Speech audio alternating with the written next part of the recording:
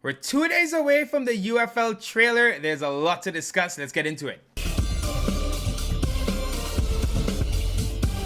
Today we're talking UFL.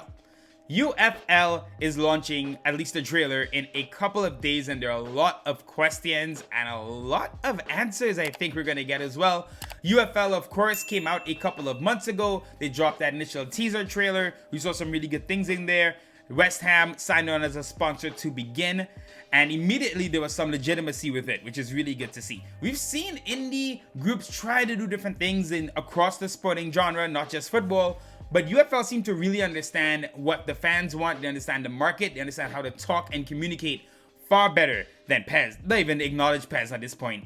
Than FIFA as well, because they're a smaller team. They're able to kind of maneuver a bit quicker than EA Sports can at this point. So they launched that trailer, and then since then, we've been seeing little teasers, little clips. Their main guy, Eugene Nashalov, I believe, he's been on Twitter engaging. They've been asking questions, they've been getting feedback, and they're building a game that I think is really going to at least try to satisfy the answers they've gotten from the community, which is something that no one else is doing right now. EA Sports is too big to do it, I feel, at this point, and they're raking in the money. And the less said about Konami right now, the better. Alright, so one thing that's kind of surprised me so far and impressed me with UFL is their approach to marketing. Let's take, for example, all of the partner clubs they've worked with. Besiktas, Celtic, who are a Konami partner club, by the way. And if you're a Konami partner club right now, you're getting nothing out of this partnership. Sao Paulo, Bayern Munich, Barcelona, Juventus, what are you staying there for? We're going to see these clubs leave unless Konami do the most incredible turnaround with Efootball or PES or whatever happens. We'll see. But regardless, back to UFL. They've done such an incredible job with these partnerships. Look at these little trailers they put out with the club logo, with the connection to the fans.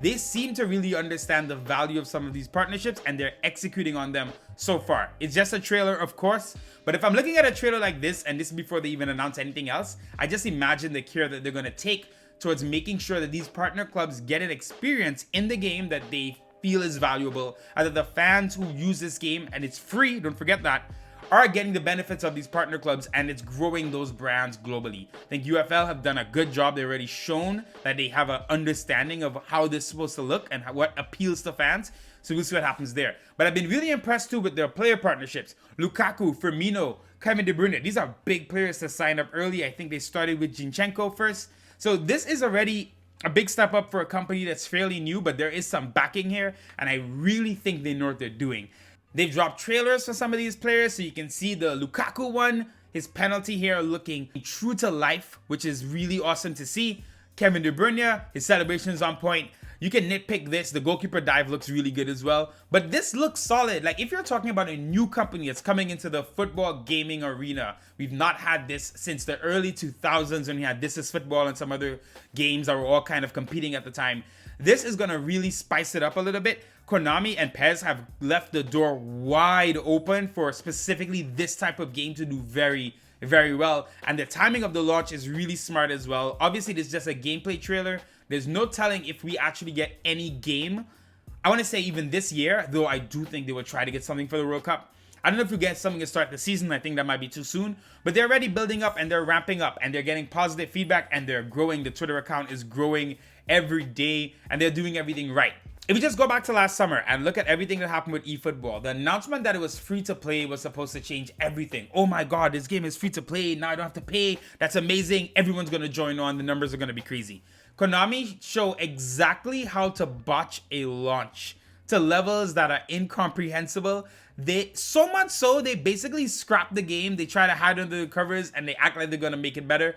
At this point, I think all the goodwill is gone, and the fact that UFL are going to get their trailer out before and then start pushing hype towards that, it's going to kill it off completely. UFL have seen what FIFA players don't like and what they've been sick of. They've seen what PES fans are disappointed with and what they did not get with the heavily promised PES 2022. They're playing, as they say, they're playing with house money. They've seen the mistakes. They're clearly already on Twitter I already know how to not make those same mistakes, avoid those pitfalls, say the right things, hear what people have to say, involve the community in a way that the other games are not doing. And I definitely think this gameplay trailer, while I know a lot of people may be disappointed and there will be feedback both positive and negative, I guarantee it's going to be better than anything we saw from PES. And while I can't say it's going to be, mind-blowing, I'm positive they have thought about this in depth. They've done focus groups. They've really thought about it. They've tested it with the right audience, not just some executives who are just happy to get more My Club coins. They have really thought about what they're doing, and they're going to deliver something that at least on some level, you will get a group of fans excited about. Simply put, I think the rollout is going to be polished. The fact that they've waited this long, the fact that they already have some big streamers signed on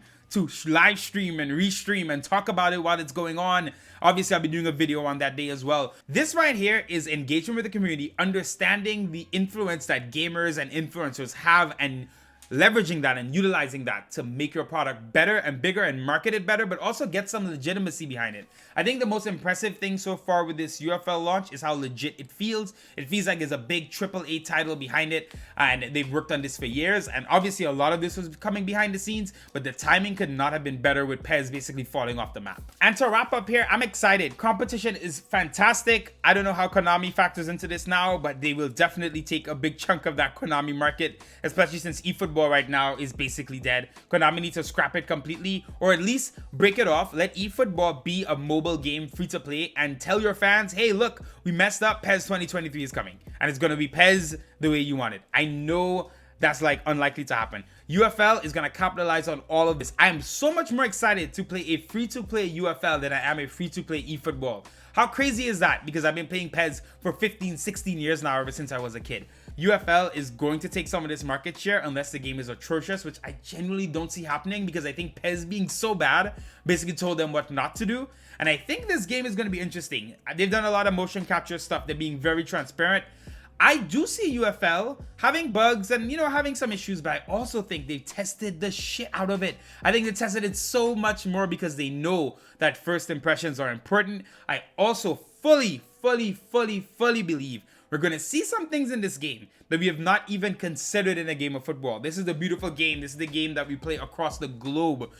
FIFA represents one version of it. PES has represented a different version, but there's not only two versions. And I think we're going to see things when it comes to animation, the way they think about the game, the way the controls work, the way we're supposed to build up play, the way we're supposed to defend, that neither FIFA nor PES have ever put in their game or even considered. So I'm excited to add some spice to the market.